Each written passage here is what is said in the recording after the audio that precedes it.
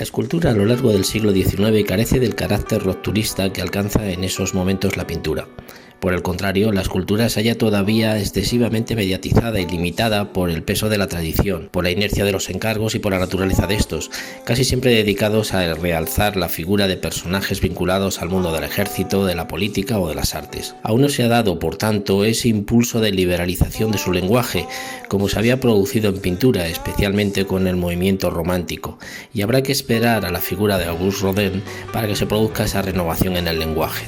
Rodin nació en París y es la personalidad más destacada entre los escultores de finales del siglo XIX. Sus obras van a sufrir importantes críticas, especialmente por romper con el academicismo, pero los aspectos innovadores que va a introducir en la plástica van a ejercer una enorme influencia en la escultura posterior. Es un autor muy completo y en su producción podemos ver influencias de artistas anteriores, como el sentido del movimiento de Carpeaux, el naturalismo flamenco de Rubens, el sentido expresivo de Miguel Ángel, con sus obras inacabadas, o el impresionismo en cuanto a multiplicación de planos y estudio de los efectos de la luz. Dos son las aportaciones más significativas a este cambio revolucionario de la escultura y que podemos considerar como sus características más importantes. Por una parte, los modelados inacabados y por otra, el esfuerzo por abrir la escultura al valor de su masa y su volumen. No acabado o no finito lo heredó de Miguel Ángel, dejando la escultura sin concluir o surgiendo de la masa informe de la piedra. Es esta una cualidad que también podemos apreciar en el impresionismo, pues este movimiento también despreciaba el acabado de la superficie pictórica. También es impresionista el marcado sentido táctil de sus obras. Rodin, más que esculpir, modelaba las figuras, lo que evidencia un interés por la textura de los materiales.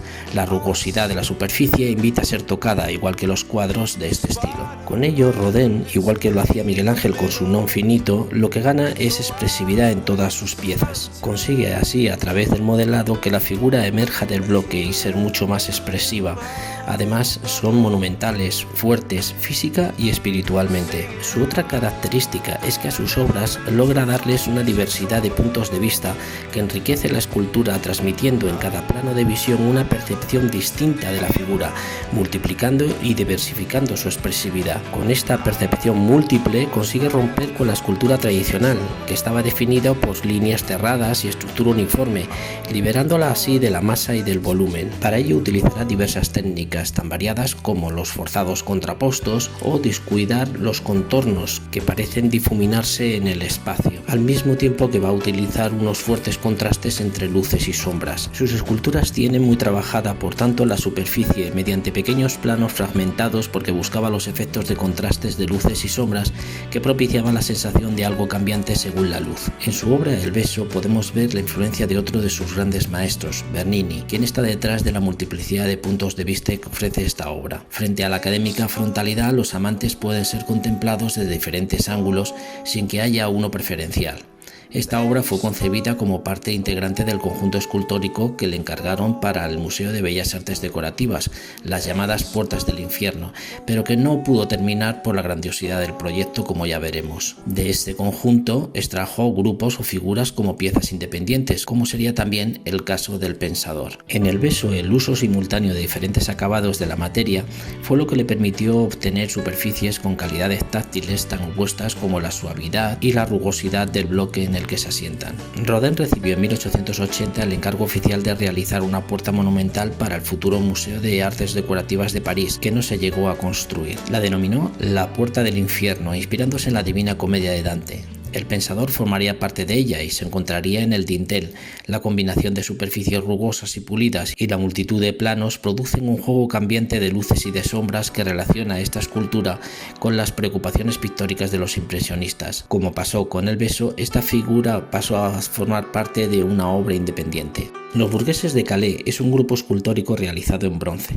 El Ayuntamiento de Calais lo encargó a Rodin para conmemorar el episodio de la Guerra de los 100 años, en el que la ciudad sufrió un terrible asedio por parte de las tropas inglesas. El rey Eduardo III de Inglaterra pidió la rendición sin condiciones, pero prometió clemencia si 6 ciudadanos daban su vida para salvar al resto. Estos se tenían que entregar descalzos, sin camisa, con una cuerda alrededor del cuello y con las llaves de Calais en la mano. Tras ser humillados por los enemigos, el rey inglés les perdona la vida.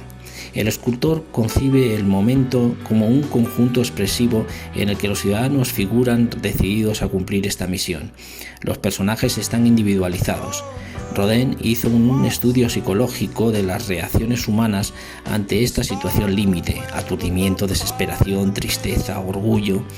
El grupo presenta una forma casi cúbica, con las figuras a ras del suelo para aproximarlo al espectador e interpretarlo más directamente.